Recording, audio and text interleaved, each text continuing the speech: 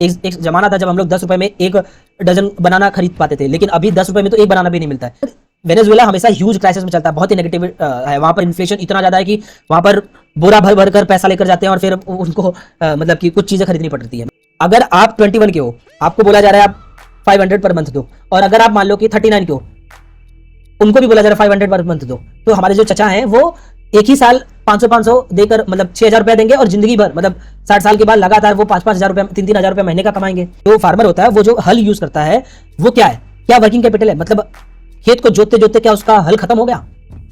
नहीं ना। तो ऑब्वियस सी बात है, अगर वो खत्म नहीं हुआ, वो हल हर दिन चलाएगा, सालों साल चलाएगा, तो वो होता है fixed capital, not the working capital. Working capital consume हो जाता है। मैं खुद भी स्टूडेंट हूं, इसलिए मैं स्टूडेंट के पेन पॉइंट्स को समझता हूं कि कहां पर हम लेजी फील करते हैं, कहां पर इश्यूज आते हैं, कहां पर चैलेंजेस आते हैं। And that is the reason why I am suggesting, I can very much understand कि क्या क्या इश्यूज हम फेस करते हैं। और इसीलिए मैं 2023 के पेपर को बहुत ही वेहेमेंटली अपोज करता हूं कि उस टाइप का पेपर कभी नहीं बना जाना चाहिए। Because I always say that the biggest regret in anybody's life is that उसके पास पोटेंशियल था लेकिन वो उसको लेवरेज नहीं कर पाया, वो उस अपने ट्रू पोटेंशियल पर खेल नहीं पाया।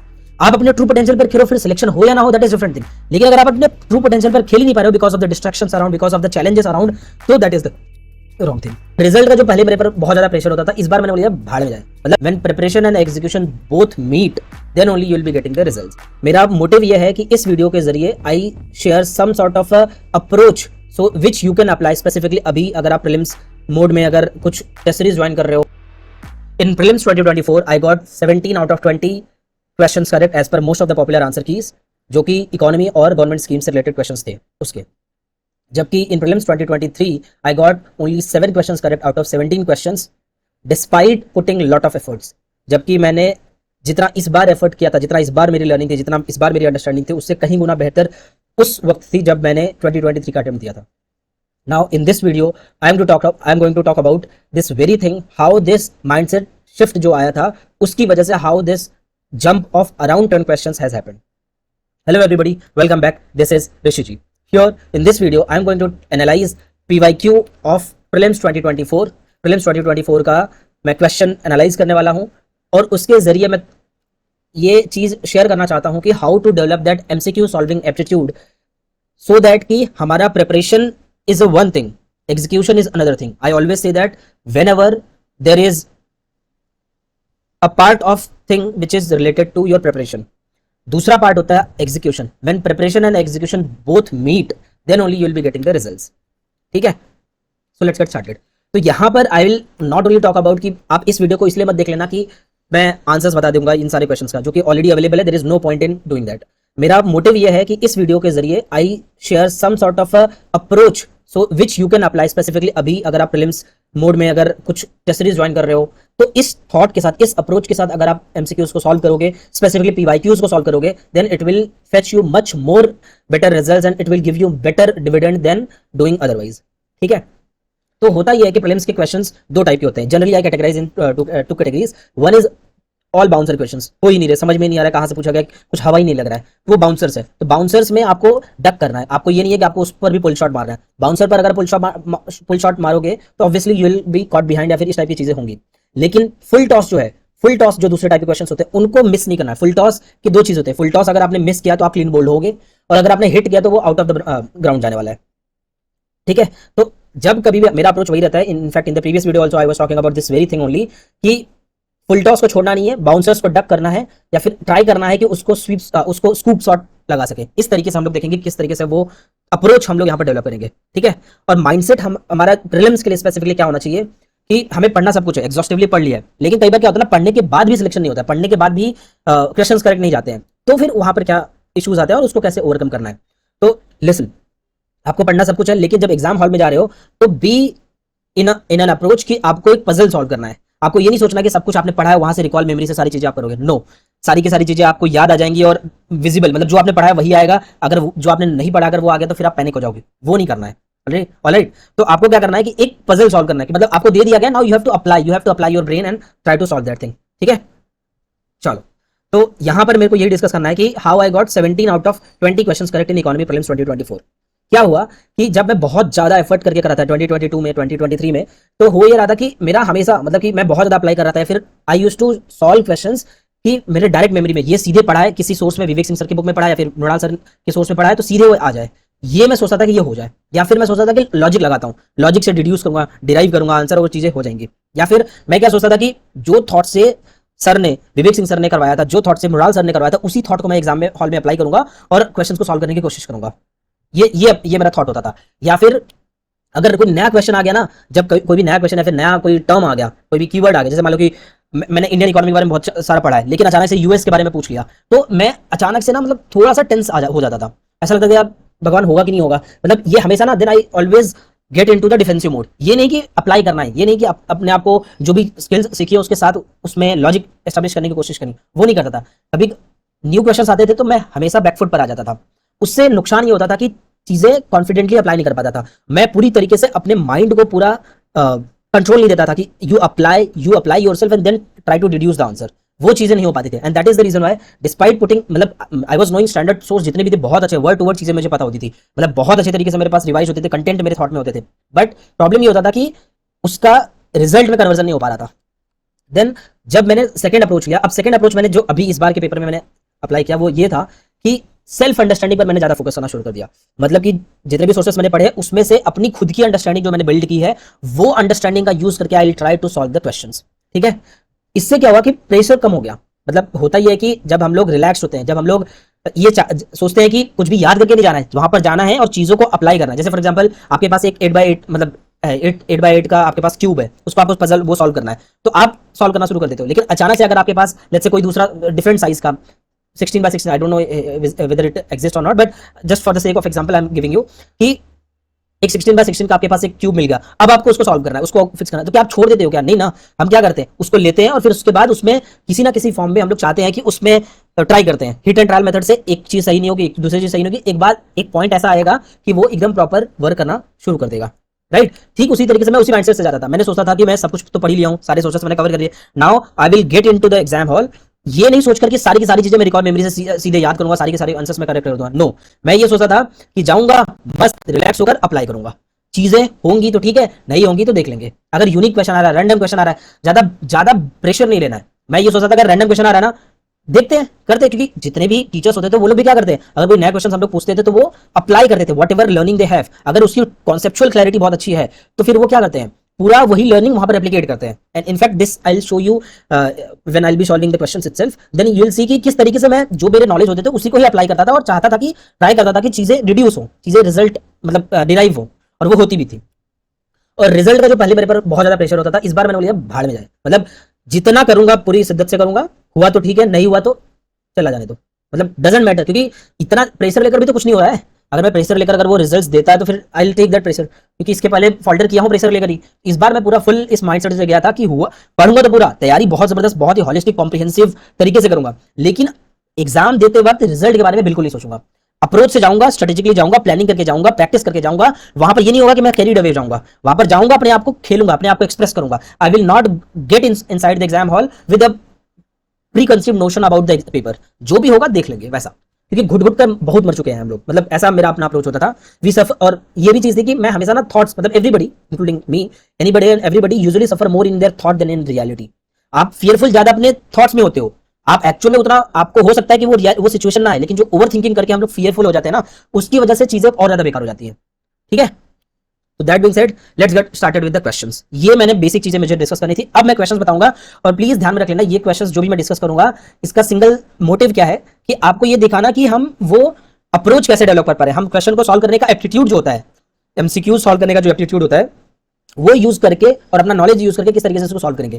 क्वेश्चंस वुड बी सॉल्व्ड, देखो इसमें जितने भी क्वेश्चंस आएंगे, जैसे 20 क्वेश्चंस है, 20 क्वेश्चन में से हार्डली 5 और 6 क्वेश्चंस वुड बी सच जो कि आपको डायरेक्ट सोर्सेज जो आपने फॉलो किए होंगे वहां से आएंगे। अदरवाइज बाकी सारी चीजें आपको अप्लाई करनी है। एक बेसिक जो अवेयर माइंड होता है, एक ओपन माइंड होता है, एक थिंकिंग माइंड होता है, वो थिंकिंग माइंड को ही टेस्ट करने के लिए क्वेश्चन फ्रेम किए जाते हैं, और हमें उस अप्रोच से लेना। ये नहीं कि सीधे क्वेश्चन आया, जैसा हम लोग बोर्ड एग्जाम्स में करते हैं कि सीधे क्वेश्चन आया और वो सीधे हमें पिक एंड चूज करना, वो अप्रोच यहां पर नहीं होगा। ठीक है, so let's get started. First question, और ये मेरा सेट, और ये जो क्वेश्चन पेपर मैंने जो जिसको मैं डिस्कस कर रहा हूं, this question paper, this is from my own paper, मतलब जो मैंने एग्जाम हॉल में पेपर मैंने अटेम्प्ट किया था, वही पेपर मैंने इसका फोटो लेकर यहां पर अटैच किया है। ठीक है, so let's see first question क्या है। Consider the following statements. Statement 1, If the United States of America were to default on its debt, holders of US Treasury bonds will not be able to exercise their claims to receive payments. Okay, this is the first question. मतलब पहले मेरा approach ये होता था कि यार USA का date से रिलेटेड क्वेश्चन आ रहा है, यूएस ट्रेजरी बॉन्ड से रिलेटेड क्वेश्चन आ रहा है, मैं अभी अपने स्टैंडर्ड सोर्सेस से पढ़ा नहीं हूं तो होगा ही नहीं, मतलब हमेशा मैं बैकफुट पर आ जाता, सोचता था, मतलब अप्लाई नहीं करता था, डर लगने लगता था कि होगा कि नहीं होगा यार, इंडिया का हम लोग इकोनॉमी जानते हैं, क्या ये यूएसए में कैसा होगा, यूएसए में क्या इसी तरीके से चीजें वर्क करती होंगी कि नहीं करती, because nobody studies these things. ठीक है, करंट अफेयर्स में न्यूज़पेपर में आपने पढ़ा होगा तो अलग चीज है, बट जनरली स्टैंडर्ड सोर्सेस में जनरली हम लोग नहीं कवर करते हैं, तो ये एक चीज हो गया. तो बट यहां पर हम लोग अगर अप्लाई करेंगे तो I will show it to you that how application works. Statement 1 हो गया, स्टेटमेंट 2 देखते हैं अभी, मतलब आई हैवंट एक्सप्लोर्ड कि ये सही है गलत है, I am just reading the question.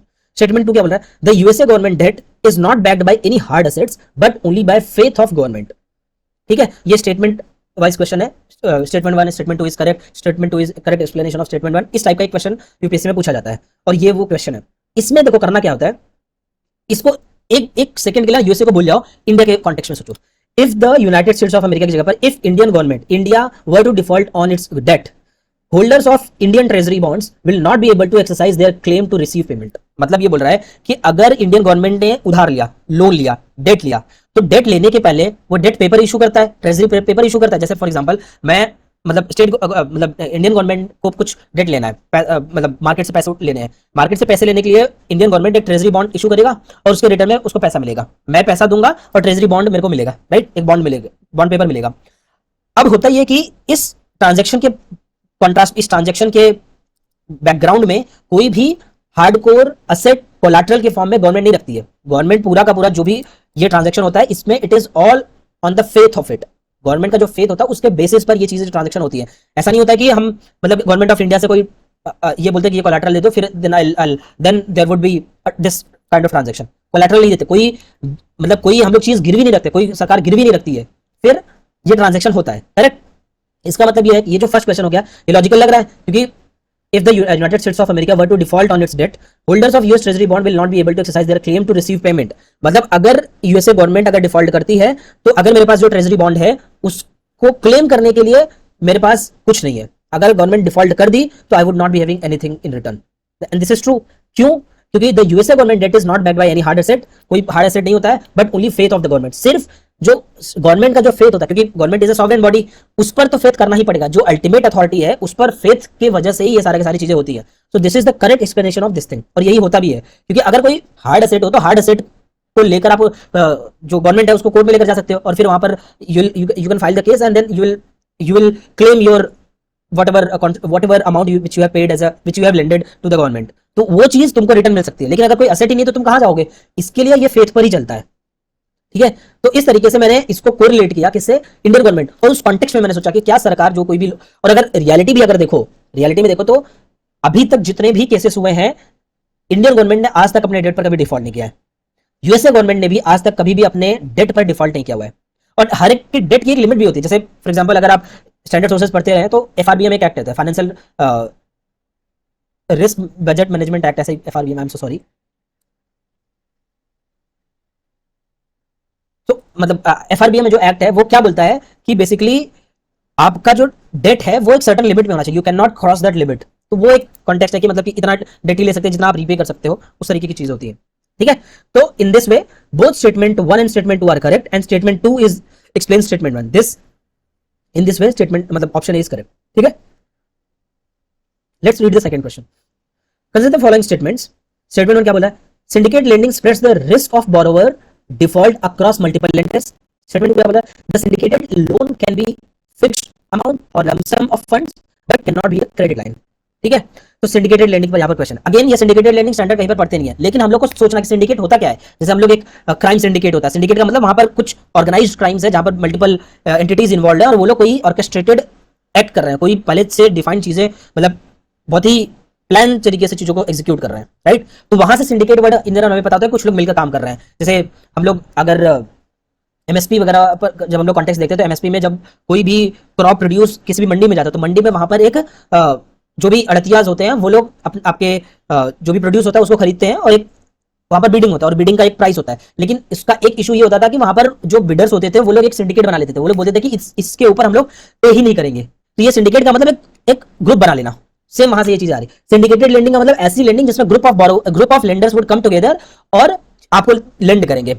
It will spread the risk of borrower default. मतलब जैसे मान लो कि मेरे को अगर 100 करोड़ का कोई भी लोन चाहिए, मेरे को बिल्डिंग बनानी है, 100 करोड़ का लोन चाहिए, ठीक है, किसी एक एंटिटी से, मान लो कि एसबीआई से मैं लेने गया, सिर्फ एसबीआई से लेना वुड बी डिफिकल्ट, मतलब रिस्क इतना बड़ा है, एसबीआई अकेले इतना रिस्क झेल पाएगा नहीं झेल पाएगा। इसके लिए एक नया कॉन्सेप्ट आया कि अगर आरबीआई के रेगुलेशन भी है कि अगर 50 करोड़ से ज्यादा का अगर कोई भी लोन दे रहे हो तो सिंडिकेटेड लेंडिंग के फॉर्म से ही होना चाहिए। इसमें क्या होगा कि not only SBI, HDFC, Yes Bank, Union Bank, there are so many banks, ये मल्टीपल बैंक्स मिलकर एक सिंडिकेट फॉर्म करेंगे and now they will lend this money to the borrower. जैसे मेरे को उन्होंने लेंड किया, अब क्या होगा, ये जो 100 करोड़ मान लो मैंने डिफॉल्ट कर दिया, तो 100 करोड़ का जो रिस्क होगा, 100 करोड़ का जो रिस्क होगा डिफॉल्ट करने पर, ये पहले किसी एक बैंक पर ही होता था। इससे क्या होता था, उस बैंक के क्रैशिंग डाउन होने के, उस बैंक के बैंकरप्ट होने के चांसेस बढ़ जाते थे। लेकिन जब ये सिंडिकेटेड होगा तो ये जो 100 करोड़ ये स्प्रेड होगा, और जब ये स्प्रेड होगा तो ऑब्वियस सी बात है किसी एक पर इसका जर्क नहीं आएगा, राइट। तो ये एग्जैक्टली सही है, ये syndicate lending spreads the risk of borrower default across multiple lenders, right. Second option, the syndicated loan can be fixed amount lump sum fund but can not be a credit line. ये क्या बोला है कि syndicated जो lending होगी वो एक fixed amount हो सकता है, मतलब 100 करोड़ तो 100 करोड़ एक साथ ले लो, या फिर लमसम का मतलब 100 करोड़ में से कुछ एक स्पेसिफिक अमाउंट, 50 करोड़ अभी ले लो, 50 करोड़ बाद में ले लेना, ये लमसम अमाउंट होता है, मतलब एक साथ, मतलब व्हाटएवर इज द अमाउंट, ये हो सकता है। लेकिन ये बोल रहा है कि but can not B credit line. अब यहां पर क्या है कि क्रेडिट लाइन क्या होता है ये पता होना चाहिए, because if you don't know credit line then obviously you will not be able to solve this question. But अगर क्रेडिट लाइन पता है क्या होता है उसको हम लोग अप्लाई करते हैं। तो क्रेडिट लाइन का मतलब ये होता है, जैसे फॉर एग्जांपल मेरे को 1000 करोड़ चाहिए, 1000 करोड़ किसी प्रोजेक्ट के लिए चाहिए, वो 1000 करोड़ जो रुपीज है वो एक साथ उस प्रोजेक्ट में तो लगेगा नहीं। This is the entire amount, entire money which is required to complete that project. लेकिन वो प्रोजेक्ट को कंप्लीट करने में हो सकता है 5 साल लगे, 7 साल लगे, 10 साल लगे। कोई एक इंफ्रास्ट्रक्चर प्रोजेक्ट है उसमें टाइम लगता है, 5 साल लगे, 2 साल लगे, 4 साल लगे, whatever would be the time. तो इस केस में क्रेडिट लाइन का मतलब क्या होता है कि बैंक मिलकर एक 100 करोड़ का आपके लिए, 1000 करोड़ का आपके लिए एक क्रेडिट लाइन ओपन कर देंगे।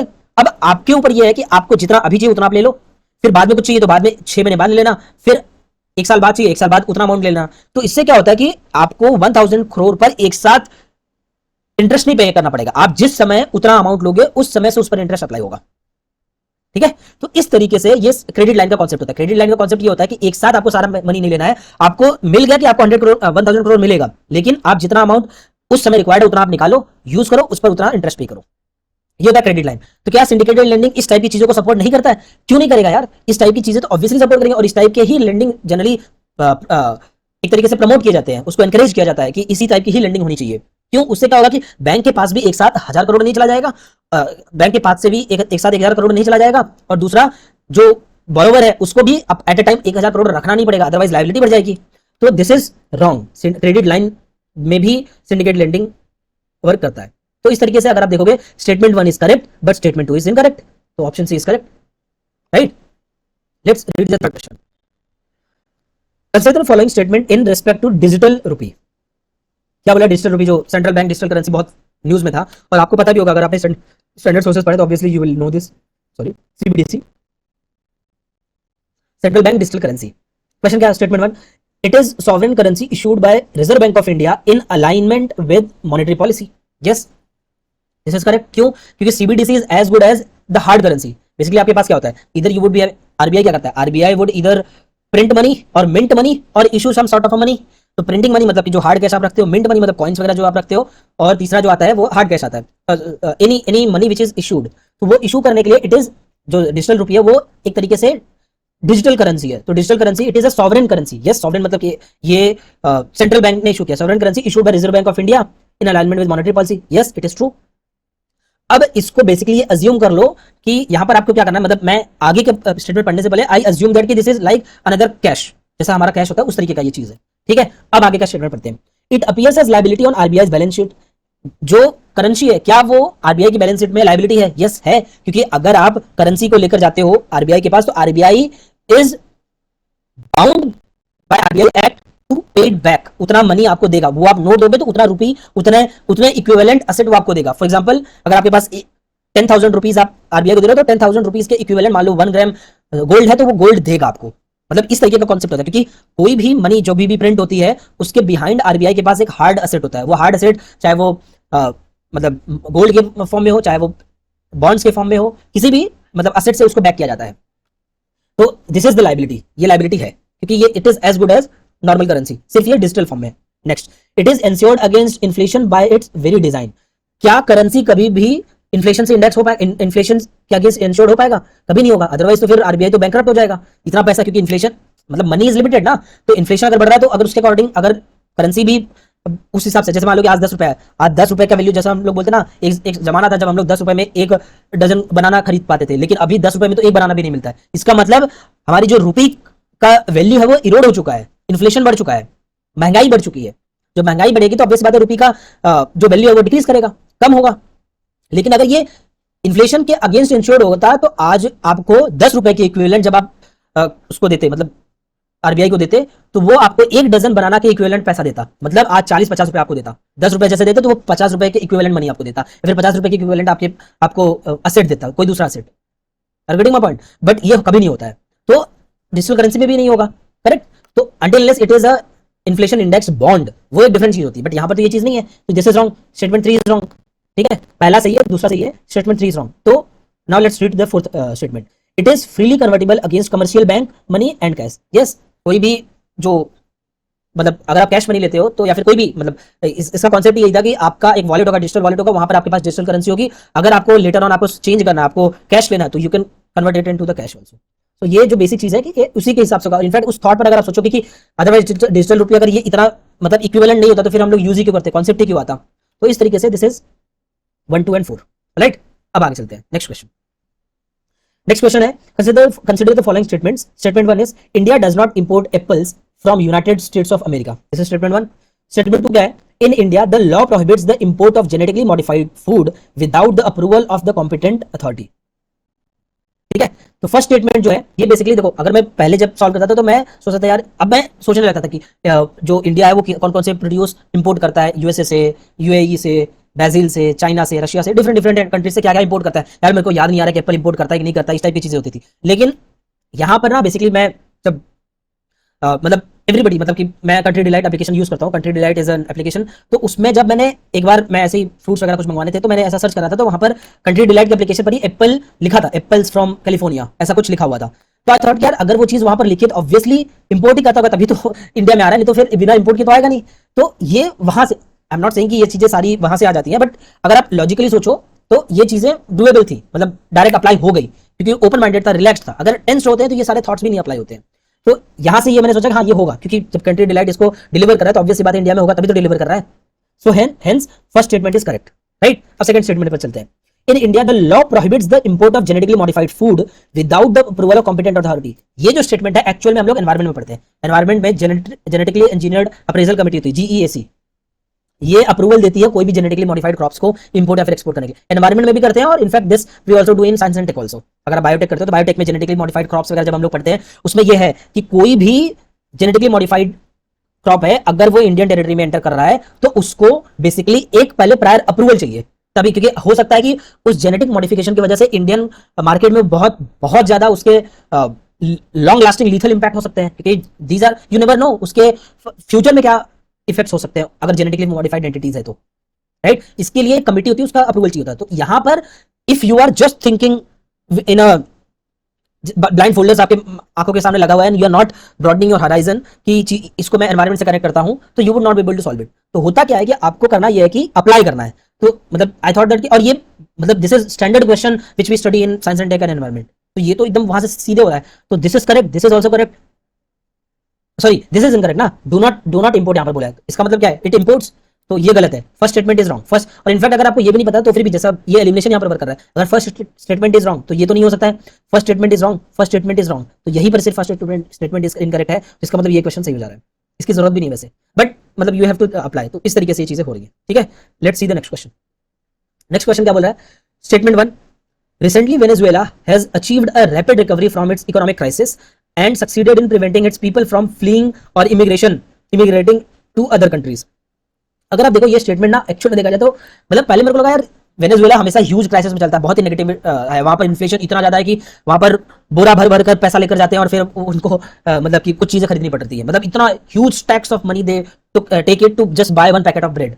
तो वो बहुत बहुत ज्यादा मतलब वहां पर इन्फ्लेशन इकोनॉमिक स्टेट बहुत बुरा है, मतलब ह्यूज क्राइसिस है। तो यहां पर जो वेनेजुएला के बारे में जो स्टेटमेंट है वो क्या बोला है, Venezuela has achieved a rapid recovery from its economic crisis and succeeded in preventing it's people from fleeing और इमिग्रेटिंग टू अदर कंट्रीज। मतलब पहली तो उसने इकोनॉमिक रिकवरी बहुत बेहतरीन कर ली और अब वो लोगों को इमिग्रेट करने में, फ्लीइंग दूसरे देशों में भागने से भी रोक रही है।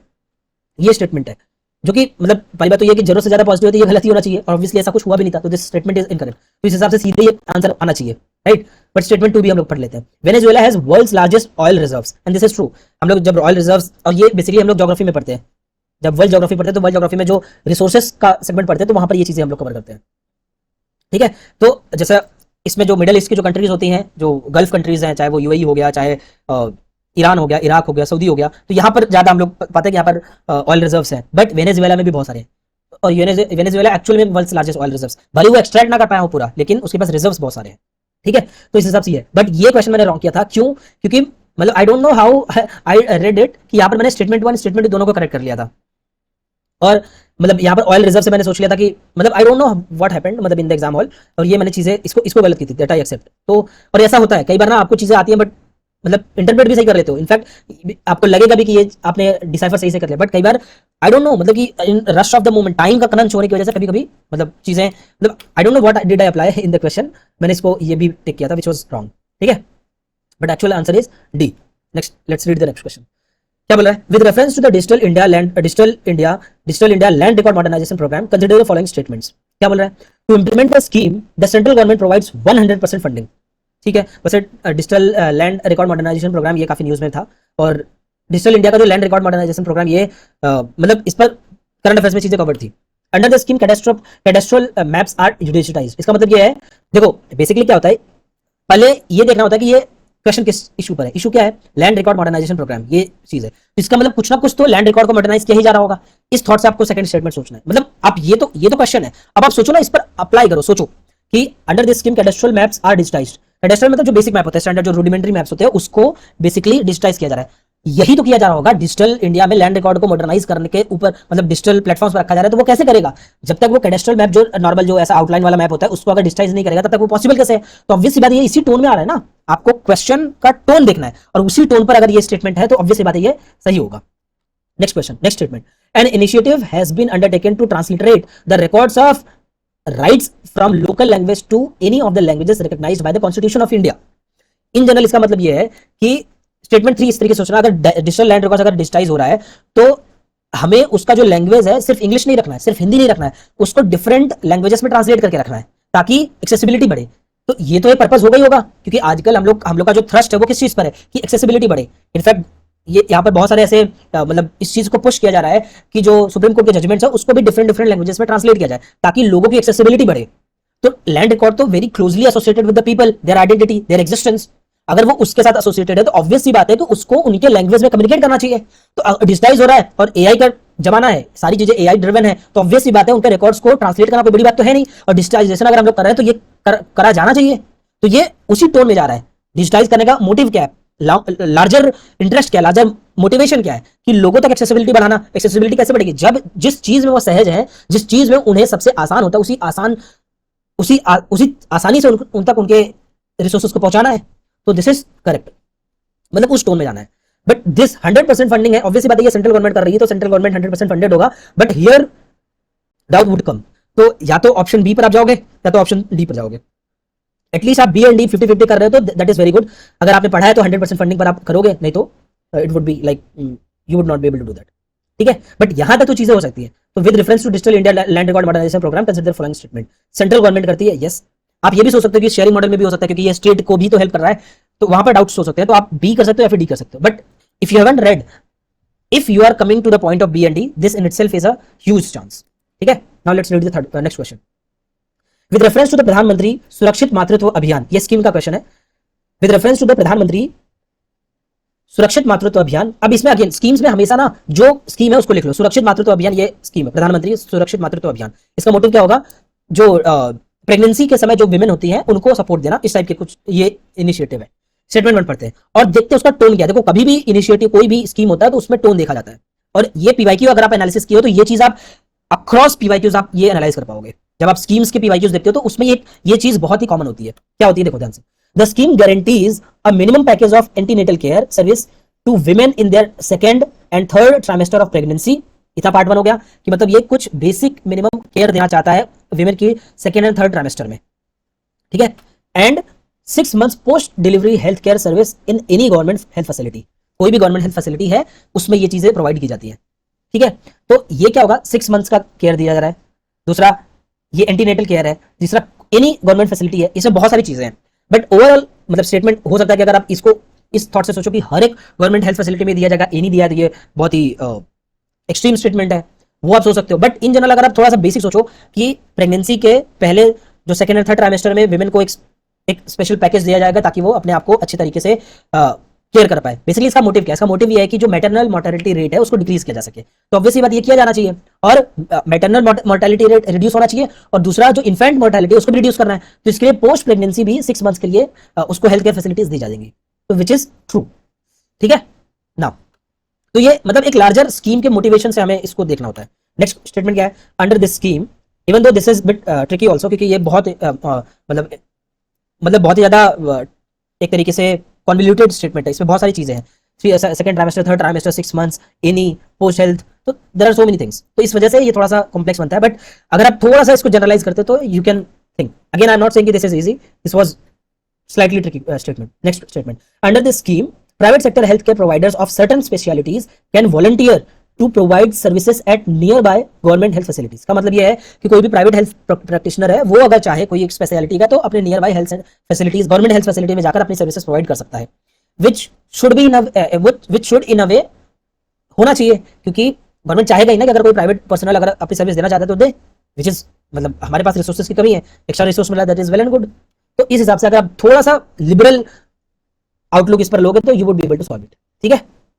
Now let's read the next statement with reference to the Pradhan Mantri Shram Yogi Maandhan योजना। आई नो कि यहाँ पर आपको ऐसा लग रहा होगा मैं सिर्फ क्वेश्चन रीड कर रहा हूं, बट एक्चुअल में आपको ये सारा का सारा क्वेश्चन रीड करके, क्वेश्चन सुनकर, समझकर, देखकर ये एनालाइज करना है कि थॉट प्रोसेस क्या जाता है क्वेश्चन को सॉल्व करते वक्त। With reference to the Pradhan Mantri Shram Yogi Maandhan योजना कंसीडर फॉलोइंग स्टेटमेंट। क्या फर्स्ट स्टेटमेंट क्या है, मतलब श्रम योगी मानधन मतलब जितने भी हार्ड मतलब लेबर क्लास है उसको उसके सोशल सिक्योरिटी के लिए कुछ करना है। तो सोशल सिक्योरिटी जब हम लोग पढ़ते हैं ह्यूमन रिसोर्स डेवलपमेंट में, जब हम लोग सोशल सिक्योरिटी करते हैं तो वहां पर ये चीजें हम लोग कवर करते हैं।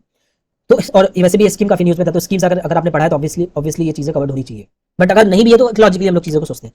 The entry age group of enrolment in the scheme is 21 to 40 years। यहाँ पर अगेन क्वेश्चन उठ जाता है 21 क्यों यार, हम लोग अडल्ट तो मतलब जब हम लोग if we can vote from 18 then why 21 क्या इलेक्शन लड़ना है जहां पर हम लोग को 21 एज होना चाहिए। Are getting my point. So that is the reason why यहाँ पर ये एक क्वेश्चन मार्क क्रिएट करना चाहिए। और जब कभी भी डेटा हो, अगर आपने पीवाई क्यू एनालाइज किया जहां पर बहुत स्पेसिफिक डेटा होता है तो always have a very cautious mind. तो ये 21 नहीं होकर 18 है, और ये अगर आपने पढ़ा है तो ये चीजें याद होंगी। अगर नहीं भी है तो आप थोड़ा सा सोचो कि 21 क्यों, 81 क्यों नहीं, इस तरीके की चीजें कुछ फैक्ट्स आ सकते हैं। अगर आप सोचोगे कि 18 क्यों, क्योंकि एक लॉजिक तो ये है, लेकिन 18 मतलब गवर्नमेंट हो सकता है कि वो बोले कि आप अडल्ट होते ही सीधे काम मत करो, उसके बहुत सारे काउंटर्स हो सकते हैं। बट इन जनरल जो मेरे थॉट में आता है कि यार 21 क्यों, तो इस तरीके से मैंने 18 सोचकर, वैसे मेरे को ये मैंने पढ़ा नहीं था बट मेरे को इस तरीके से मैंने अप्लाई किया था। Next, a specific contribution shall be made by the beneficiary. This is true. क्यों, अरे यार मतलब अगर आप सोचो मतलब रिटायरमेंट के बाद मतलब आफ्टर सर्टेन एज आपको कुछ पेंशन मिलेगा। बेसिकली ये क्या सोशल सिक्योरिटी मतलब पेंशन मिलेगा, कुछ पैसे मिलेंगे। अगर आप 21 के हो, आपको बोला जा रहा है आप 500 पर मंथ दो, और अगर आप मान लो कि 39 के हो, उनको भी बोला जा रहा है 500 पर मंथ दो, तो हमारे जो चचा हैं वो एक ही साल 500 देकर मतलब 6,000 रुपया देंगे, और जिंदगी भर मतलब 60 साल के बाद लगातार वो 5,000 रुपया 3,000 रुपया महीने का कमाएंगे, which is not right. How it is justified? इसके लिए जो प्रीमियम होता है, जो मनी होता है, वो कंट्रीब्यूशन जो होगा वो एज स्पेसिफिक होगा। जो यंग अडल्ट है, जो यंग मैन है, वो उतना कम पे करेगा, लेकिन जिसका एज ज्यादा है उसको ज्यादा पे करना पड़ेगा। ये नहीं कि शुरू से मतलब वो अमाउंट फिक्स होगा। जैसे आज ये स्कीम स्टार्ट हुई तो आज जो 21 ईयर्स का होगा उसको मान लो कि 200 रुपया देना पड़ रहा है पर मंथ या फिर per year, whatever amount it is.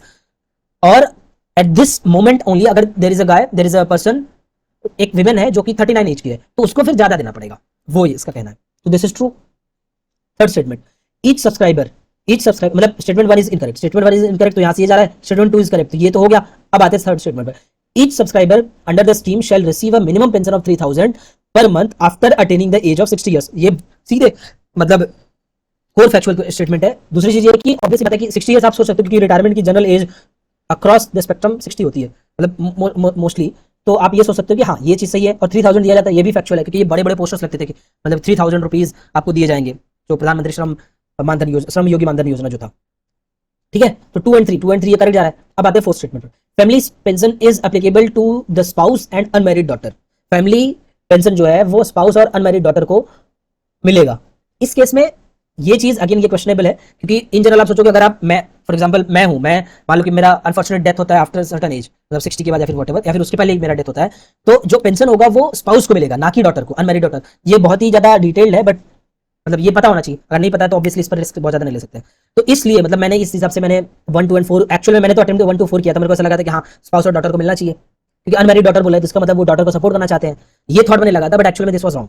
So this question I attempted wrongly. Actual में आंसर ये होना चाहिए। अब मैं अगर करता तो मैं 2 एंड 3 करता, ऐसा भी नहीं कि मैंने कहीं पर उसको दोबारा पढ़ा, उसके बाद मैंने कभी नहीं पढ़ा, लेकिन लॉजिकली मेरे को 2 एंड 3 लगता है। ठीक है, 3 मतलब this is what it is. ठीक है, अब चलते हैं next question 81। The total fertility rate in an economy is defined as TFR। ये बहुत ही फेमस था, क्योंकि हमारी जो अभी रिसेंट रिपोर्ट्स आया था, national family health survey recent report, 5th report जो उन्होंने पब्लिश किया था, उसमें ये बताया था कि हमारी जो टोटल फर्टिलिटी रेट है वो अभी रिप्लेसमेंट रेट पर आ चुकी है। पहले वो 2.3 2.1 थी, अभी वो 2 के आसपास आ रही है, 2 या 2.1 के आसपास आ रही है, जो कि बहुत अच्छा है। मतलब जितने लोग, मतलब ओवरऑल जितने लोग पैदा हो रहे हैं उतने लोग मतलब कि रिप्लेस हो पा रहे हैं। तो टोटल फर्टिलिटी रेट मतलब दैट इज डिफरेंट थिंग। अब यहाँ पर देखते हैं टोटल फर्टिलिटी रेट होता क्या है। In an economy is defined as the number of children born per 1000 people in the population. कितने बच्चे पैदा हो रहे हैं 1000 पॉपुलेशन पर, ये टोटल फर्टिलिटी रेट। रेट का मतलब रेशियो होता है, दैट इज वन थिंग। ये child sex ratio, child birth rate को ये दिखाता है। This is not correct total fertility rate. The number of children born to a couple in their lifetime in a given population. एक couple को कितने child birth होते हैं, that is total fertility rate, which is also, अगर आपने पढ़ा तो ये this is not right. The birth rate, और ये स्टैंडर्ड है, मतलब this anybody and everybody should know, यहाँ पर बहुत ज्यादा लॉजिक नहीं चलेगा। The birth rate minus death rate, ये भी नहीं सही है। The average number of live births a women would have by the end of her child bearing age. मतलब कि अपने चाइल्ड बियरिंग एज में, let's say a women's child bearing age is from 18 to let's say 45 या फिर 18 to 40, तो इस child bearing age में उसको उसने कितने लाइव बर्थ्स दिए हैं, that would B total fertility rate, and this is correct. और ये स्टैंडर्ड है, ये पता होना चाहिए। ठीक है, ठीक है, अब आगे चलते हैं। अगेन मैं ये नहीं बोलूंगा कि सबको पता होना चाहिए, मतलब आई एम जस्ट सेइंग कि मतलब कि these are the from standard sources, तो ये अगर आपने पढ़ा है तो करोगे, नहीं पढ़ा है तो फिर obviously you will have to skip it. Next question क्या है। Consider the following statements. In India non banking financial companies which is NBFCs can access the liquidity adjustment facility window of the reserve bank of India. NBFC liquidity adjustment facility of the reserve bank of India को access कर सकते कि नहीं कर सकते, ये monetary policy का statement है। Yes they can do that. क्यों? क्योंकि एनबीएफसीज क्या होती है, एनबीएफसीज मतलब लिक्विडिटी एडजस्टमेंट फैसिलिटी में, मतलब कि जो होता है जनरली प्राइमरी डीलर्स पार्टिसिपेट कर सकते हैं, जो कमर्शियल बैंक है वो कर सकते हैं और प्राइमरी डीलर्स कर सकते हैं, and many NBFCs are primary dealers.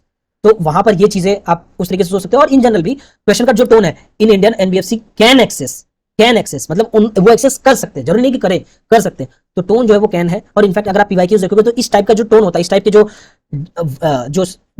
ऐसे वर्ड्स होते हैं वो चीजों को थोड़ा सा लूज करते हैं, और जैसे वो लूज होता है तो वो पॉसिबिलिटीज में चले जाता है, और अगर पॉसिबिलिटीज में है तो दिस इज करेक्ट। ये एक ट्रेंड होता है, ये आप ध्यान से देखना। स्टेटमेंट 2 में भी ये दिखेगा। In India foreign institutional investors which is FIIs can hold the government security. This is true. अगर आपने ये चीज अगर आपने कवर की हो, जो फॉरेन इन्वेस्टमेंट्स होते हैं, तो फॉरेन इन्वेस्टमेंट्स में FDI and FIIs are two entities, two things. इसमें से foreign institutional investors do that. FDIs are not possible in government securities. क्यों? क्योंकि FDI शेयर्स लेता है, गवर्नमेंट का आप शेयर थोड़ी ना ले सकते हो, गवर्नमेंट इज सॉवरेन थिंग, उसका शेयर आप थोड़ी ना ले सकते हो। FDI is not possible, but FII government securities को करते हैं। This is true, right. Next, in India stock exchanges can offer separate trading platforms for debt. Stock exchanges जो होते हैं वो सेपरेट ट्रेडिंग प्लेटफॉर्म डेट के लिए दे सकते हैं। डेट का मतलब क्या है कि जो बॉन्ड्स होते हैं, bond is a debt only, तो बॉन्ड्स को ट्रेड करने के लिए एक separate trading platform exchange stock exchanges provide करता है। जैसे बॉम्बे स्टॉक एक्सचेंज हो गया, नेशनल स्टॉक एक्सचेंज हो गया, तो ये जो स्टॉक एक्सचेंजेस है वहां पर सेपरेट ट्रेडिंग प्लेटफॉर्म होता है, सेपरेट ट्रेडिंग प्लेटफॉर्म है for debts. This is true. So all 3 statements are correct. ठीक है, तो इसमें again sorry C, answer is C. ठीक है, यहाँ पर इसके टोन को देखना है, और दूसरा इसमें इस क्वेश्चन को देखकर ये समझना है कि क्वेश्चन हमेशा सिर्फ एक चैप्टर से नहीं आएगा। हमारे जो क्वेश्चंस पूछे जाते हैं वो चैप्टर स्पेसिफिक ही नहीं पूछे जाएंगे, वो मिक्स करके पूछे जाएंगे। ये सारे के सारे तीनों स्टेटमेंट किसी भी आपको इसमें नहीं मिलता है, मतलब किसी एक चैप्टर से नहीं मिलेगा। इसलिए मैं बोलता हूं कि whenever you are studying always have a integrated approach. ठीक है, now let's read the next statement. In India which of the following can trade in corporate bonds and government securities. इसमें से कौन सी चीजें corporate bonds and government securities में trade कर सकती है? Insurance companies, yes. Pension funds, yes. Retail investors, yes. क्यों? गवर्नमेंट सिक्योरिटीज में अभी रिसेंटली आया था कि रिटेल इन्वेस्टर्स को भी अलाउ किया जा रहा है, मतलब एक डिफरेंट विंडो बनाया गया जहां पर रिटेल इन्वेस्टर्स को डायरेक्ट एक्सेस हो सकता है। ठीक है, तो ये तो मतलब अवेयर, मतलब अगर आपने पढ़ा है तो फिर आपको ये कवर होना चाहिए। इंश्योरेंस कंपनीज, ऑब्वियस सी बात है, इंश्योरेंस कंपनीज जो हमसे इतना प्रीमियम लेती है तो वो पैसा कहीं ना कहीं तो इन्वेस्ट करती होंगी। इंश्योरेंस कंपनी को प्रॉफिट कहाँ से आता है? अदरवाइज इंश्योरेंस कंपनी इतना बड़ा मार्केट जो वो रन ही कैसे करेगा? कहीं ना कहीं तो इन्वेस्ट करेगा। तो in India which one of the following can trade in corporate bonds and government securities? Corporate bond में ही तो इन्वेस्ट करेगा, गवर्नमेंट सिक्योरिटी में ही तो इन्वेस्ट करेगा, तभी तभी तो उसको रिटर्न्स मिलेंगे। तो इंश्योरेंस कंपनी करेगा, पेंशन फंड भी करेगा। पेंशन फंड भी बहुत सारी चीजें, कितने सारे पेंशन फंड्स है, गवर्नमेंट ऑफ इंडिया, गवर्नमेंट का खुद का पेंशन फंड है, या फिर different different private funds, private pension funds भी होते हैं। आपको उसके पेंशन में पैसा डालना है, पेंशन फंड में पैसा डालना है कुछ सर्टेन अमाउंट, और लास्ट में आपको रिटर्न्स मिलेगा। बट वो रिटर्न देने के लिए उसके पास मनी तो होनी चाहिए, उसके पास रिटर्न्स भी आने चाहिए, खुद के पास पैसा तो आना चाहिए। वो कैसे आएगा? जब वो मार्केट में किसी ना किसी इंस्ट्रूमेंट में डालेगा, तो कॉर्पोरेट बॉन्ड्स में डालेगा, उस पर कुछ रिटर्न मिलेगा, 5%, 10%, 8%, what ever it is. Government securities में डालेगा, कुछ ना कुछ रिटर्न मिलेगा, उसी रिटर्न को यूज करके वो मतलब प्रॉफिट अर्न करेगा और डिस्ट्रीब्यूट करेगा जो भी प्रॉफिट मिला है। ठीक है, तो ये दोनों स्टेटमेंट्स इंश्योरेंस कंपनी मतलब लॉजिकल है, मतलब ये चीजें होनी चाहिए। रिटेल इन्वेस्टर्स को पहले नहीं था, बट अभी अलाउ किया गवर्नमेंट सिक्योरिटीज में। ठीक है, डायरेक्ट, और इनफैक्ट इसके लिए I think there is a specific scheme for that also for retail investors. Consider the following exchanges. Now next question. Consider the following exchange traded fund, motor vehicles, currency swap. Which of the above is or are considered financial instrument? इसमें से कौन से financial instrument है? ठीक है, होता यह कि जब आप कभी भी मनी से, फॉर एग्जांपल मेरे पास पैसा है, तो वो पैसा आप कहीं ना कहीं इन्वेस्ट करोगे, किसी ना किसी चीज में डालोगे।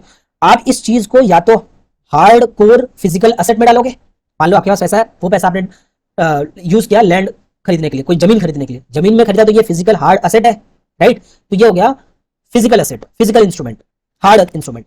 वैसे ही अगर आपके पास पैसा है तो वो पैसा आप किसी फंड में डालोगे ताकि आपको वहां से रिटर्न्स मिले। तो ये आप म्यूचुअल फंड में डाल सकते हो, या फिर कोई एक ऐसा इस टाइप की स्कीम्स में डालते हो जहां पर वो ट्रांजैक्शंस होते हैं। तो वैसे ही एक फंड होता है, वो होता है exchange traded fund. Exchange traded fund में क्या होता है कि एक ऐसा पूल बनाया जाता है, उसमें डिफरेंट डिफरेंट इंस्ट्रूमेंट्स डाले जाते हैं, डिफरेंट डिफरेंट नेचर के मतलब इंस्ट्रूमेंट्स डाले जाते हैं, और फिर इस कंप्लीट कंबाइंड इंस्ट्रूमेंट को ट्रेड किया जाता है। फॉर एग्जाम्पल, जैसे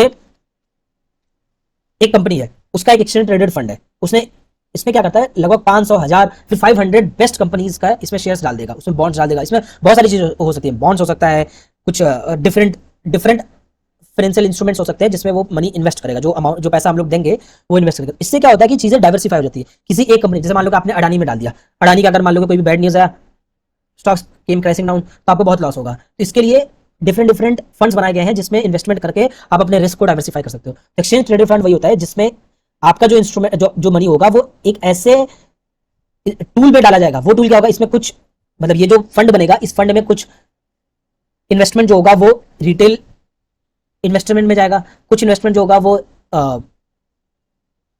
एक तरीके से आप बोल सकते हो कि रियल एस्टेट में जाएगा, कुछ मनी होगा वो ऑयल रिफाइनरीज वाले कंपनीज में जाएगा, कुछ मनी होगा जो स्टार्टअप्स में जाएगा, कुछ मनी जो होगा वो एग्जिस्टिंग जो बड़े टेक के बड़े कंपनीज है उसमें जाएगा।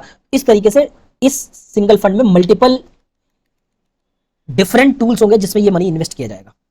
ठीक है, तो ये जब इसमें इन्वेस्ट किया जाएगा तो फिर वो मतलब that would be accessible to all. और इस मतलब ये एक फाइनेंशियल इंस्ट्रूमेंट है, that is true. Exchange traded fund वही होता है जिसमें पैसा डालकर आप कुछ कर रहे हो। Currency swap, yes, currency swap भी एक फाइनेंशियल इंस्ट्रूमेंट है जिसको आप एक्सचेंज कर सकते हो। करेंसी स्वैप का मतलब क्या होता है कि अगर आपने मान लो कि मेरे पास डॉलर है और मेरे पास रुपी है, मेरे पास डॉलर नहीं है, तो मैं क्या करूंगा, मैं जापान जो एक कंट्री है, जापान के साथ मैं एक एग्रीमेंट कर लिया। तो करेंसी स्वैप एग्रीमेंट का मतलब क्या है, जापान मेरे से रुपी लेगा और मेरे को डॉलर देगा, वो ये होता है करेंसी स्वैप।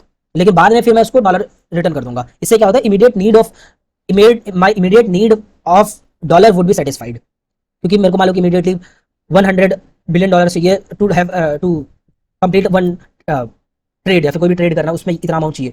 तो वो उतना अमाउंट कब मिलेगा, अगर मैं फॉरेक्स में गया, फॉरेक्स मार्केट में गया, एक्सचेंज मार्केट में गया, फॉरेन एक्सचेंज मार्केट में गया, तो वहां पर मेरे को मतलब बहुत ज्यादा वॉलेटिलिटी होगी, पहला। दूसरा, इससे मेरा जो करेंसी होगा वो डिप्रिसिएट होगा, अगर आप ये भी चीजें समझते हो। तो होता ही है कि अगर मैं एक्सचेंज मार्केट में गया तो वहां पर अगर मैंने इतना ज्यादा डॉलर का डिमांड कर लिया, रुपी का सप्लाई बढ़ जाएगा, डॉलर का डिमांड बढ़ा तो रुपी वो depreciate.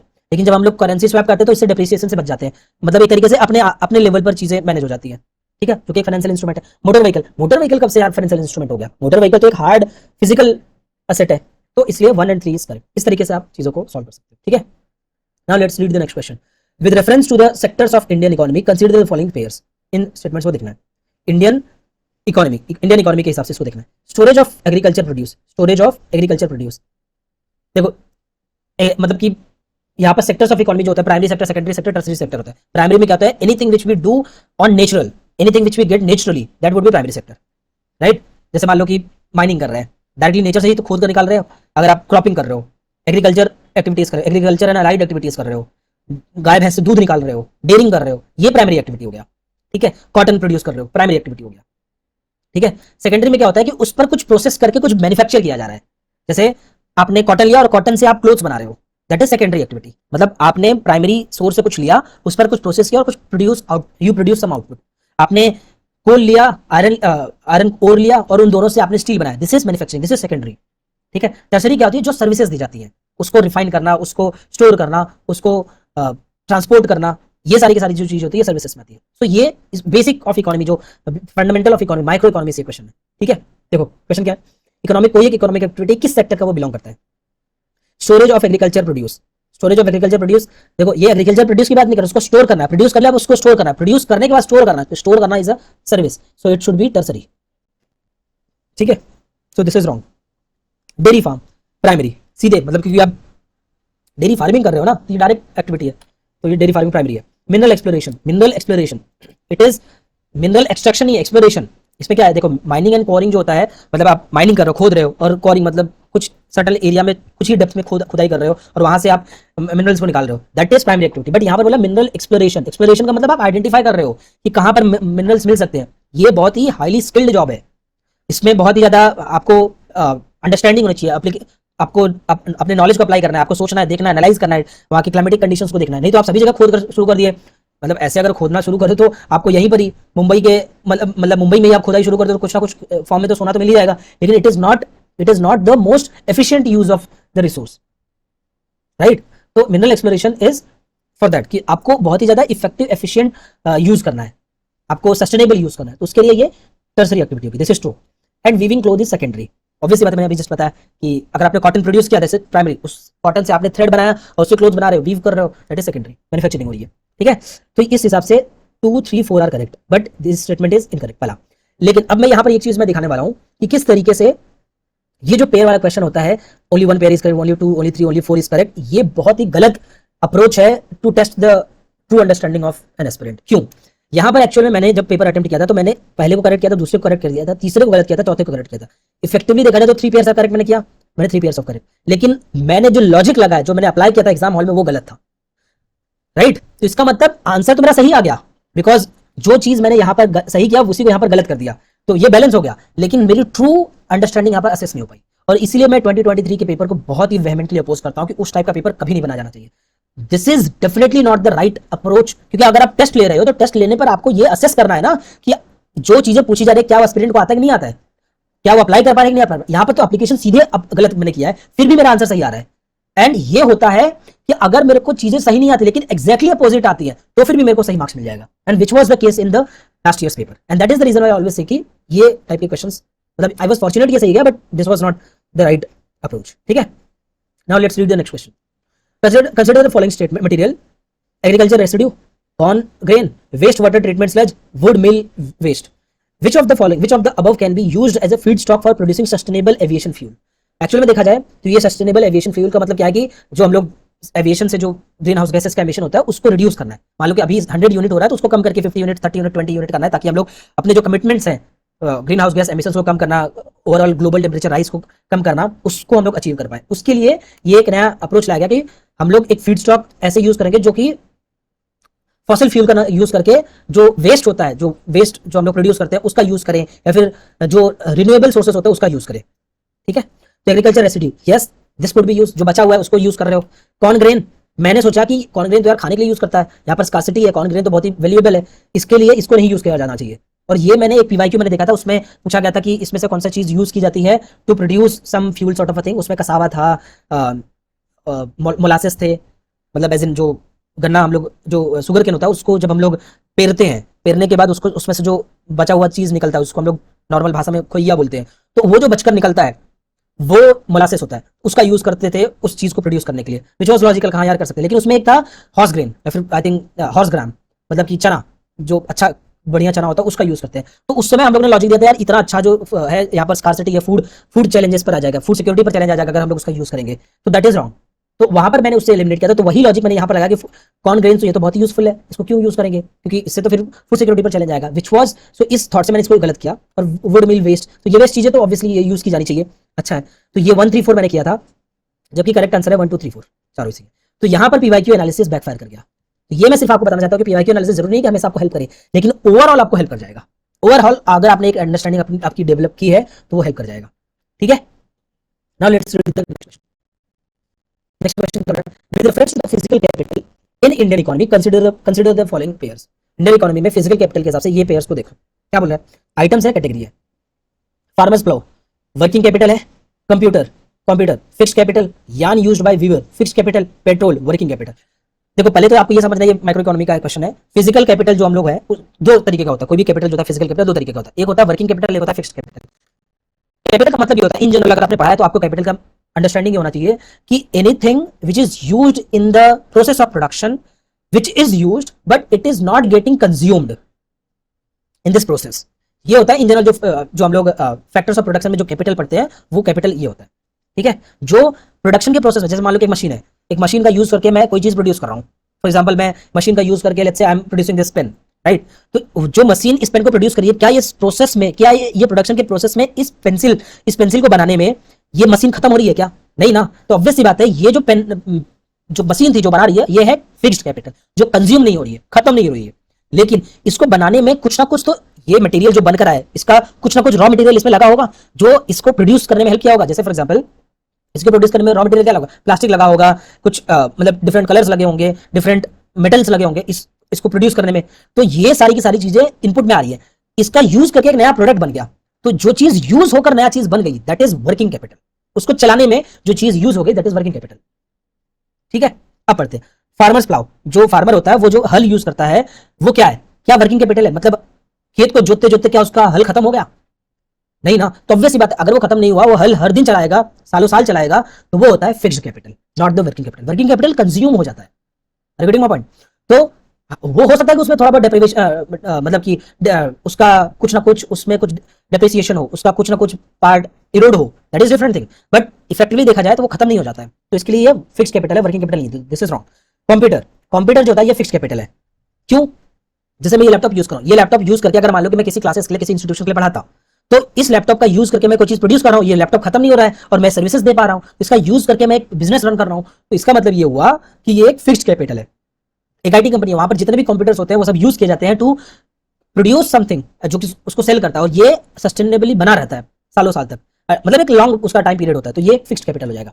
Yarn used by Weaver, जो वीवर होता है वो जो धागे यूज करता है, यार्न यूज्ड बाय वीवर, क्या ये फिक्स्ड कैपिटल है? धागों का यूज करके तो वो तो क्लोथ्स बनाता है, तो वो तो कंज्यूम हो गया ना, बचा क्या? एक नया क्लोथ बना, बट वो तो कंज्यूम हो गया ना। तो ये वर्किंग कैपिटल है, फिक्स्ड कैपिटल नहीं है। ठीक है, पेट्रोल वर्किंग कैपिटल है। क्यों? अरे भाई अगर आपको खेत जोतना है, खेत जोतने के लिए आपने ट्रैक्टर चलाना है, ट्रैक्टर चलाने के लिए आपको पेट्रोल डालना है, पेट्रोल डालकर आप खेत को मतलब you are ploughing the field, तो वो जब आप चलाओगे तो पेट्रोल तो खत्म हो रहा है ना, तो ये उस प्रोसेस में कंज्यूम हो गया। तो that is why it is a working capital. ठीक है, आजकल शादी का सीजन है तो गांव में बोलेरो चलता रहता है, बहुत सारे स्कॉर्पियो चलते हैं, मतलब एक जगह से दूसरी जगह पर इतना बारात लेकर जाने के लिए, तो वहां पर तेल डालते हैं, पेट्रोल डालते हैं, तभी तो वो जाता है। तो इसका मतलब उसके जरिए वो अपना जो गाड़ियां चला रहा है उससे वो पैसा तो कमा रहा है, लेकिन उसमें उसका पेट्रोल जा रहा है। तो petrol is a working capital for that business. इस तरीके से this is only two statement is correct. Again यहाँ पर भी मैं बोल रहा हूँ, अगर मान लो किसी ने उल्टा कर दिया होता तो फिर भी ये मतलब मान लो इसको सही करता और इसको गलत करता, इसको करता, एग्जैक्ट अपोजिट अगर उसने डिराइव कर लिया तो, सोच लिया होता, तो ये स्टेटमेंट सही हो जाता फिर भी। तो इसके लिए मैं बोलता हूँ इस टाइप के पेयर टाइप के क्वेश्चन स्टिल, मतलब आई नो कि ये चीजें चेंज नहीं हो सकती हैं obviously, but being one of the stakeholder in the UPSC ecosystem, I have my opinion about how questions are getting framed by UPSC, तो वो मैं शेयर कर रहा हूँ। I'm not saying कि चीजें नहीं है, ठीक है, ये चीजें। Next question, consider the following airports: Dhoni polo airport, Kushinagar international airport, Vijayawada international airport. In the recent past which of the above have been constructed as greenfield project? greenfield project इसमें से कौन सा कंस्ट्रक्ट किया गया है, ये क्वेश्चन है। ठीक है, देखते हैं। ये वैसे सीधे प्योर फैक्चुअल क्वेश्चन है, आता है तो है, नहीं आता तो बिल्कुल नहीं होगा। लेकिन अगर आप थोड़ा बहुत लॉजिक लगाओ तो थोड़ा बहुत लॉजिक लगाकर कुछ हद तक पहुंच सकते हो। कैसे? मेरे को इतना पता था कि विजयवाड़ा इंटरनेशनल एयरपोर्ट ये बहुत सालों से चल रहा है, मतलब इनफैक्ट मैं अगर आप इकोनॉमी पढ़ते हो तो उसमें वन ऑफ द इंस्टेंसेस में आप विजयवाड़ा एयरपोर्ट इंटरनेशनल एयरपोर्ट का आप मेंशन देखते हो, मतलब जहां पर आई थिंक जब डेवलपमेंट प्रोजेक्ट चल रहे थे तो उसमें विजयवाड़ा एयरपोर्ट हो रहा मतलब ऑलरेडी ऑपरेशन में था। तो वहां से जैसे ही आप इसको देखते हो कि ये बहुत पुराना है, और इसमें आपको ये पता होना चाहिए ग्रीनफील्ड प्रोजेक्ट होता है। ग्रीनफील्ड मतलब जो एकदम स्क्रैच से नया शुरू किया गया है, और ब्राउनफील्ड प्रोजेक्ट का मतलब जो ऑलरेडी बना था उस पर कुछ एडिशन चीजें की जा रही है, दैट इज ब्राउनफील्ड प्रोजेक्ट। ठीक है, तो विजयवाड़ा इंटरनेशनल एयरपोर्ट मैंने ये देखा था कि ये चीज गलत है, मतलब ये पुराना है। तो जैसे ही 3 यहाँ पर ये प्योर एलिमिनेशन का क्वेश्चन है, तो 3 एलिमिनेट करो, सीधे क्वेश्चन, ये तीनों एलिमिनेट हो गए, ये आंसर आ रहा है। और कुशीनगर इंटरनेशनल एयरपोर्ट ये पता था, दोनों ये बहुत मतलब न्यूज में था, क्योंकि अपने ऑनरेबल प्राइम मिनिस्टर ने इसका इनॉग्रेशन किया था। आई थिंक ये नागालैंड में या फिर नागालैंड ईटानगर में ये इसको इनॉग्रेट किया गया था। तो ये बहुत रिसेंट था, न्यूज में भी था, बट आई एम श्योर कि हर एक न्यूज को फॉलो करना डिफिकल्ट होता है। तो यहाँ पर वही है कि आप अटेम्प्ट ही ना करो, वो गलत है। एटलीस्ट एक बार सोचो तो, अप्लाई तो करो, हो सकता है एक आध स्टेटमेंट आपको हेल्प कर जाए। अगर आपको विजयवाड़ा अगर आपको पता है, जैसे मेरे को पता था, बट हो सकता है आपको ना पता हो, लेकिन एटलीस्ट अटेम्प्ट तो करो। जब आप अटेम्प्ट करोगे, पहले क्या होता था, मेरे को नहीं आता तो मैं छोड़ देता था, डरता था यार होगा कि नहीं होगा, होगा कि नहीं होगा, फैक्ट्स पर चलता था। बट अभी इस बार के पेपर में मैंने अप्लाई किया। ठीक है, let's see the next question. With reference to the rule or rules imposed by the Reserve Bank of India while treating foreign banks, consider the following statements. Again ये question मैंने इसके पहले कभी नहीं पढ़ा था, यहीं पर एग्जाम हॉल में ही पढ़ा। मतलब कि reserve bank of India foreign banks पर कुछ रूल इंपोज करती है, उससे रिलेटेड आपको ये स्टेटमेंट दिया गया। There is no minimum capital requirement for wholly owned banking subsidiaries in India. मतलब कोई भी, मान लो कि एक इंटरनेशनल बैंक है, मान लो IDFC, ठीक है, मतलब वैसे है नहीं, आई डोंट नो, मतलब कोई भी एक इंटरनेशनल बैंक, HSCB करके एक बैंक है, चलो मान लो HSCB एक बैंक है, वो एक इंटरनेशनल बैंक है, उसका इंडिया में ब्रांच है, और वो पूरी तरीके से उसका जो स्टेक है पूरी तरीके से वो लोग मतलब फॉरेन इन्वेस्टर है। तो क्या उस पर नो मिनिमम कैपिटल रिक्वायरमेंट होगा? अरे यार ये तो बेसिक सी बात है, दुनिया में एकदम स्मॉल फाइनेंस बैंक भी ओपन कर रहे हो, पेमेंट बैंक भी ओपन कर रहे हो, फिर भी आपको मिनिमम कैपिटल रिक्वायरमेंट रहता है। तो फॉरेन बैंक के ऊपर तो उल्टा और ज्यादा रेगुलेशन होगा, और ज्यादा मैंडेट होगा, इस पर ऐसा कैसे हो सकता है? तो ये तो सीधे गलत हो गया लॉजिकली, तो ये स्टेटमेंट तो गलत हो गया। Now let's read the next second statement. For wholly owned banking subsidiaries in India, at least 50% of the board members should be Indian nationals। मुझे ऐसा लगा, जब देखो मैं अपना बता रहा हूँ, इंडियन इंटरेस्ट को प्रिजर्व करेंगे, इसकी वजह से यहाँ पर मतलब इंडियन इंटरेस्ट को प्रोटेक्ट करने के लिए मिनिमम 50% बोर्ड मेंबर्स होना चाहिए, ताकि ये जो बैंक है ये इंडियन मतलब स्टेट के लिए काम करे, इंडियन पीपल के लिए काम करे, यहाँ के लोगों के लिए काम करे। तो जब board members are the one who would be involved in the decision making, अगर 50% मेंबर्स होंगे तो डिसीजन इंडियन फेवर में होगा, फिर एटलीस्ट इंडिया के इंटरेस्ट को कॉम्प्रोमाइज बहुत ज्यादा नहीं होगा, वो एक चीज है। So for wholly owned banking subsidiaries in India, at least 50% of the board members should be Indian nationals. I thought this is correct, but later on I got to know that कि this is incorrect. At least नहीं है, up to 50% है। तो यहाँ पर मतलब I think right answer is D, but मैं ये बता रहा हूँ कि अगर आप लॉजिकली सोचोगे तो हो सकता है बहुत जगह पर आपको बैकफायर होगा, लेकिन ओवरऑल आपको हेल्प मिलेगा। ठीक है, लेकिन डरना नहीं। पहले क्या होता था, मैं डर ही जाता, सीधे छोड़ ही देता था कि यार मैंने तो फॉरेन बैंक का मैंडेट पढ़ा ही नहीं है, तो करूंगा कैसे। ये मैं बोला चाहता हूँ, जरूरी नहीं कि हर एक क्वेश्चन को अटेम्प्ट करने के लिए आपको 100% पढ़ा हुआ होना चाहिए। नेक्स्ट स्टेटमेंट पढ़ते हैं। नेक्स्ट स्टेटमेंट क्या है? With reference to the corporate social responsibility rules in India, CSR rules in India, consider the following statements. ये स्टेटमेंट सीखना है। CSR rules specify that expenditure that benefit the company directly or its employee will not be considered as CSR activity. This is true। अरे भाई CSR का मतलब क्या होता है? आपको social responsibility, corporate social responsibility है, इसका मतलब क्या आप सोशल कॉज के लिए कुछ कर रहे हो, अपने ही कंपनी के एम्प्लॉय को अपस्किल करने के लिए कुछ इन्वेस्टमेंट कर दिया, तो उसको सोशल रिस्पांसिबिलिटी थोड़ी ना है। This is not social responsibility, ये तो आप अपनी कंपनी की ग्रोथ में इन्वेस्टमेंट कर रहे हो, अपने कंपनी के एम्प्लॉइज को अपस्किल कर रहे हो, तो this is not CSR। CSR का मतलब आप सोसाइटी के लिए कुछ कर रहे हो, तो this is wrong. This is true। CSR rules specify that expenditure that benefit company directly or its employee will not be considered as CSR। That is true। Next, CSR rules do not specify minimum spending on CSR activities।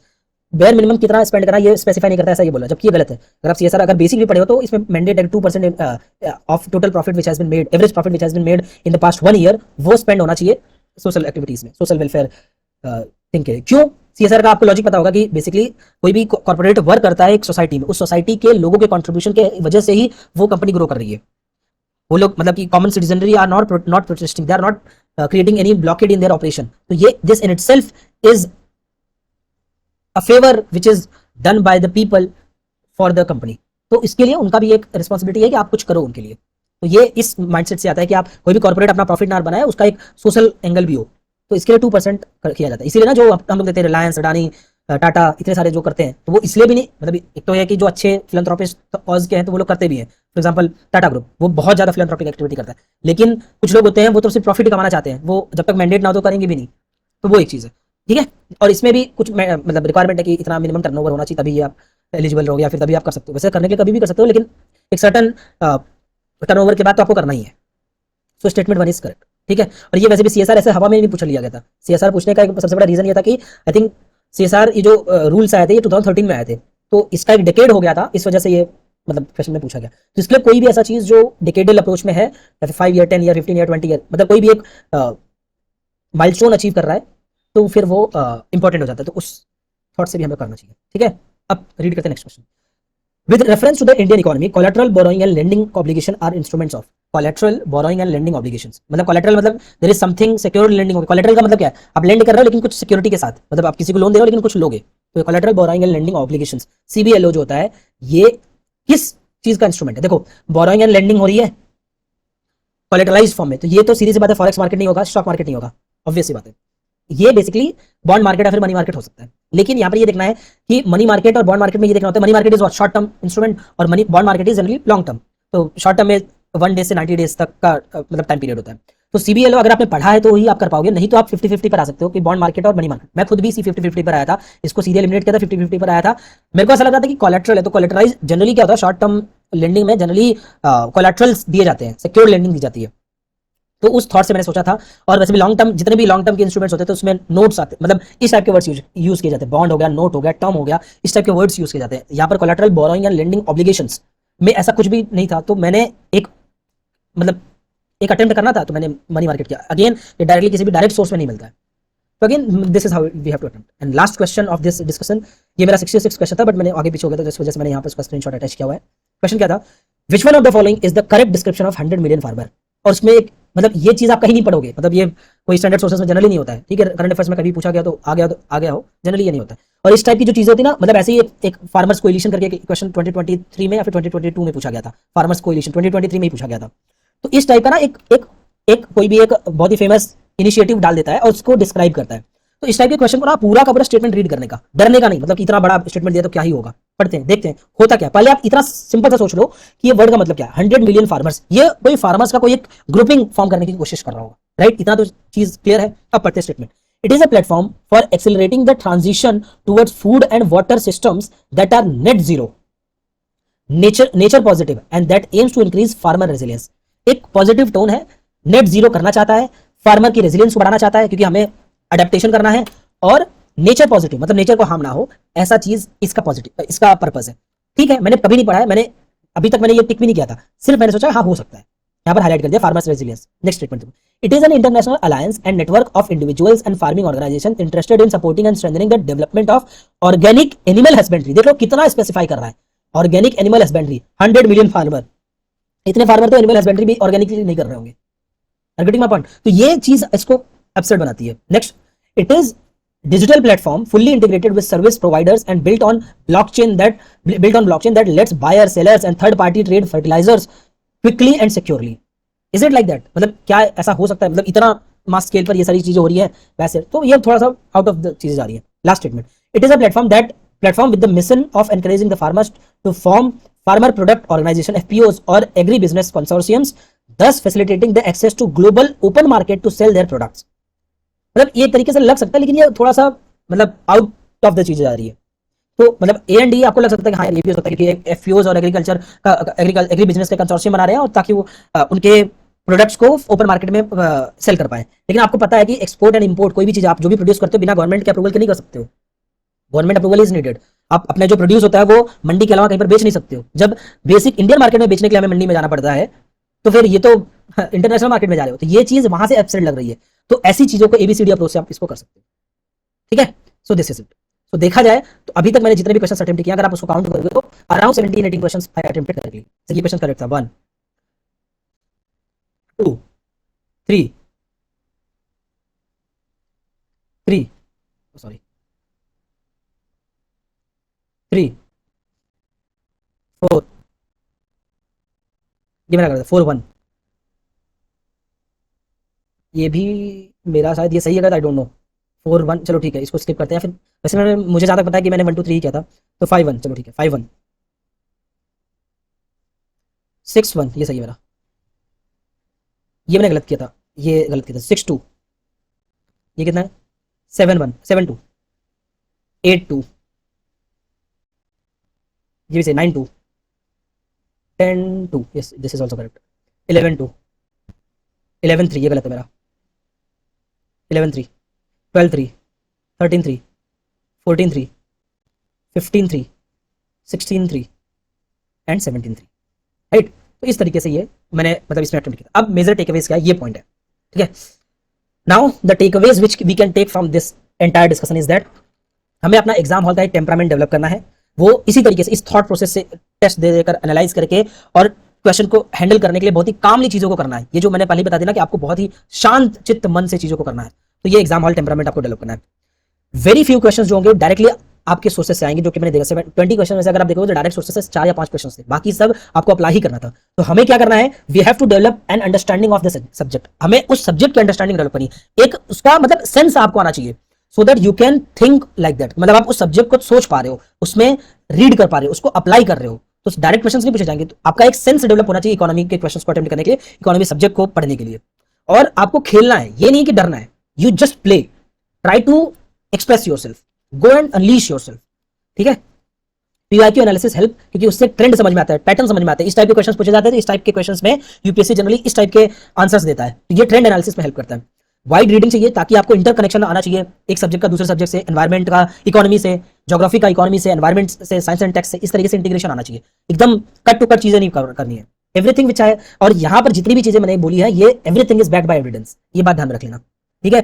तो importance इस चीज का, discussion का importance क्या, anything which has been asked at a relatively high frequency in the previous years it becomes important. कोई चीज important कब है, जैसे यहां पर अगर आप देखो लास्ट वीडियो में भी मैंने दिखाया था कि मनी मार्केट से ज्यादा क्वेश्चंस पूछे जा रहे हैं, तो वो इंपॉर्टेंट बन जाता है। Anything which has been asked at the relatively high frequency becomes important, ठीक है। नेक्स्ट, मैं खुद भी स्टूडेंट हूं, इसलिए मैं स्टूडेंट के पेन पॉइंट्स को समझता हूं कि कहां पर हम लेजी फील करते हैं, कहां पर इश्यूज आते हैं, कहां पर चैलेंजेस आते हैं, and that is the reason why I am suggesting, I am very much, I can very much understand कि क्या क्या इश्यूज हम फेस करते हैं, ठीक है। So this is the major takeaway. And finally, if there is momentary concentration lapse during the paper solving, अगर आप पेपर सॉल्व कर रहे हो, मोमेंटरी कंसंट्रेशन लैप्स हो रहा है, it will ruin your attempt। तो मेक श्योर करो you are training yourself to be able to focus on paper. जब आप प्रैक्टिस करो, जब आप पढ़ रहे हो, जब आप सेल्फ स्टडी कर रहे हो, उस समय भी आप ये इंश्योर करो कि आपका कंसंट्रेशन लैप्स बचे। और कंसंट्रेशन लैप्स कैसे बचता है, जब आप अपने आप को ट्रेन करते हो, अपने आप को ऑलवेज इस थॉट में रखते हो कि you are deliberately bringing back your attention on the thing which you have to focus upon. अब अपने आप को ट्रेन करते हो, कोई भी थॉट आ रहा है उसको तुरंत लिखकर उसको इवेपोरेट कर दे रहे हो। इस समय आपका फोकस क्या है, इस समय अगर आपको रीड करना है, आपको इतना चीजें कवर करनी है 1.5 आवर में, 2 आवर में, वो करो। And that is the only thing which will ensure that you are making the best use of your potential. Because I always say that the biggest regret in anybody's life is that उसके पास potential था लेकिन वो उसको leverage नहीं कर पाया, वो उस अपने ट्रू पोटेंशियल पर खेल नहीं पाया। आप अपने ट्रू पोटेंशियल पर खेलो, फिर सिलेक्शन हो या ना हो, दैट इज डिफरेंट थिंग। लेकिन अगर आप अपने ट्रू पोटेंशियल पर खेल ही नहीं पा रहे हो because of the distractions around, because of the challenges around, तो that is the wrong thing. All right, that's it. Thank you so much for listening till this end, because this video has been a bit long. आपके patient listening के लिए, concentration के लिए, I'm really grateful. Please try to apply these things, and if you are finding any challenge, please reach out to me. मैं comment section में पहला pinned जो comment होगा उसमें मैंने दिया, if you are having any doubt, anything, if you need some suggestion, some help, you can reach out to me. I'll do to the best of my ability to help you out. All right, that's it. Thank you so much. Bye bye. Jai Hind.